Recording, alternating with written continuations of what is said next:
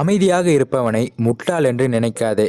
சில நேரங்களில் பேசுபவனை விட கேட்பவனே புத்திசாலி. எனக்கு பிடிச்ச வரிகள்ல இதுவும் ஒன்று.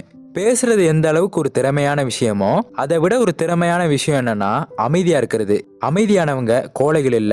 அமைதிங்கிறது ஒரு அழகிய ஆயுதம். நம்ம வாழ்க்கையில ஒரு 6 சூழ்நிலைகள்ல நம்ம அமைதியா இருந்தோம் அப்படின்னா நமக்கு வரக்கூடிய பெரும்பாலான பிரச்சனைகள் எதுவுமே வராது அப்படின்னு சொல்றாங்க.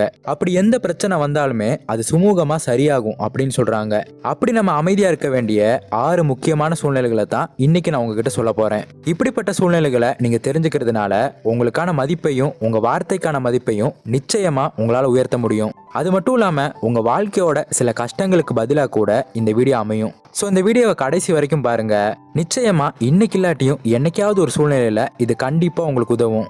ஸோ வாங்க நம்ம வாழ்க்கையில் அமைதியா இருக்க வேண்டிய அந்த 6 சூழ்நிலைகள் என்ன அப்படிங்கிறத பார்க்கலாம். முதல் விஷயம், பிறர் உங்களை